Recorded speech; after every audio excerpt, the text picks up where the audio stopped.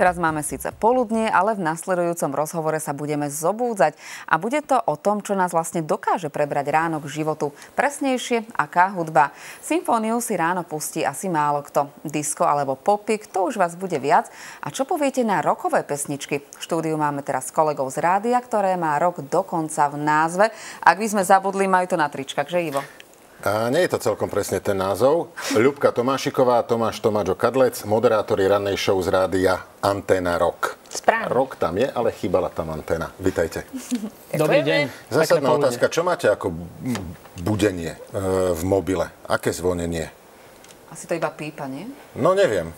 Taká klasika, jedno z tých, čo tam používajú. Nemá to nič spoločné s rokom. Nie je to nejaké Red Hot Chili Nie, ja Peppers? mám práve Red Hot Chili Peppers Snow. To ma vie tak proste nabudiť a vyjadruje to aj taký ten môj vzťah k tomu snehu, že ja to mám ráda. Ešte aj ten song mi sedí, je dynamicky, dobre sa rozbieha, čiže to mňa vie nabudiť a potom viem, to že... sú okamžite rozlepené oči? Strach okamžite a panika? nie sú, ešte čakám na tú prvú kávu rannú. Ktorú mu varím Potom. ja väčšinou. Áno, teraz sa ináč veľmi ľubka zhoršila v poslednom čase období. Tá káva tak absentuje, ale sú iní. Toto je inak, že ja som si vás dnes pustil, priznám sa, nepatrím ako to mám povedať? Bežným poslucháčom tohto som z toho. rádia. Ako ja mám rád to, čo ste púšťali dnes ráno, len ja už som vyrastol. A vy ešte stále ste v tom? Kedy človek sa zbaví rokových vypalovačiek zo 70. rokov? Tak treba do toho dospieť, ale tá naša poslucháčská skupina, tí naši poslucháči, tí rockery, väčšinou majú viac ako 25 rokov a ideálne, keď majú taký ten zrelý vek, ten Kristov, ten je úplne najlepší. Taká je aj tá najväčšia skupina tých rockerov. Oni sú vlastne, vyzerajú väčšinou ako ja. A samozrejme, niektorí sú väčší, menší. Ale ja keby som si dal dole sako, tak mal by som také vychudnuté ruky s veľkým bruchom, ale dal by som sa. Si typický rocker. Áno. No. Aj napríklad tá briadka je veľmi dobrá s tými fúzikmi. Áno, jazz rocková, taká komornejšia. Ale naozaj sa nám ozývajú kadejaké vekové kategórie. Minule sme gratulovali našej najstaršej rockerke. Koľko mala? 70 rokov. Pani Judita, zdravíme. Ja som celkom rád, že sme spomenuli aj ten babský rozmer toho, lebo byť babou v rockovom rádiu, predpokladám, že sú to sami muži.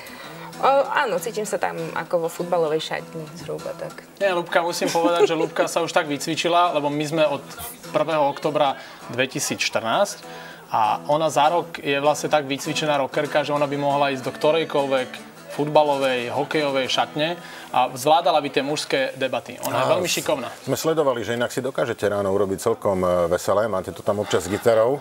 Ja keď som videl tento záber, hovoril som si a spomenul som si, čo som počúval. Nepustili ste to do éteru? Ktoré myslíš teraz? Tam ste hrali na gitaru, áno. Proste chcem povedať, blbnete len mimo éteru? Nie. My blbneme vlastne že takýto je rozdiel medzi tými normálnymi moderátormi a medzi tými takými uvoľnenými, ktorých nájdete aj v rádiu Anténa Rock. Že my, či je červená, či nie je červená, či sme on air, či nie sme on air, tak stále je to rovnaké, že tá zábava tam stále je. My sme ten tým, stále my jokujeme a stále je to tam také živé a veselé. A dokonca som si všimol, že aj správy sú také trochu, by som povedal, že potrebujú trojnásobné úvodzovky.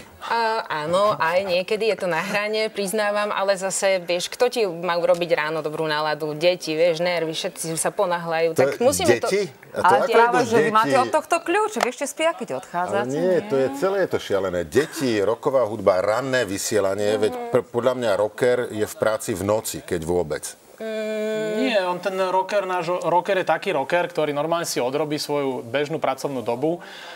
Je šikovný v IT oblasti, čiže on nás vie aj v robote streamovať, on nemusí mať stále zapnuté rádio.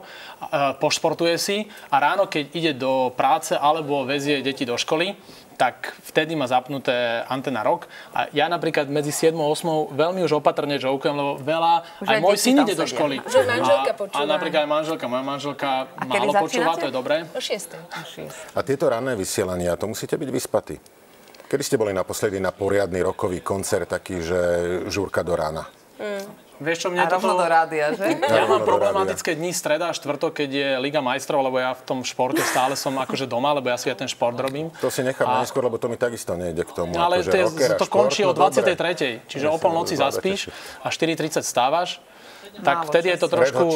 Áno, ale zase je dobrý už ten čas taký ako teraz, že je 12:35 a už viem, že môžem ísť spínkať. Toto je taká tá chvíľa, keď vy ste v hladine alfa?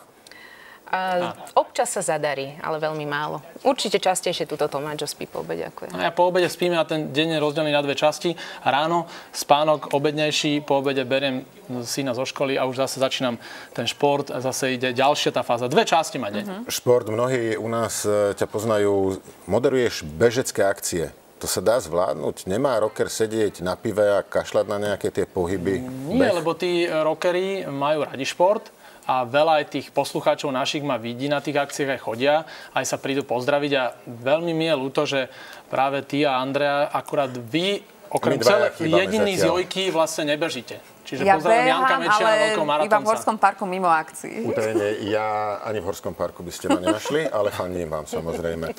Mám už iba poslednú otázku, pretože som vyrastol z toho roku. Ako sa má správne rocker zdraviť? Takto? Alebo takto? A počkaj, to môžeš? My vysielame, vieš, akom čase? Ale toto je v dobrom, takto. Takto, áno. Bez toho jednoho pálčeka. Veľmi pekne ďakujem. Čiže choďte spať, zajtra ráno iba rok. Ďakujeme. Ďakujeme. Tak. Dobrú noc. Dobré ráno. Som celý prebudený.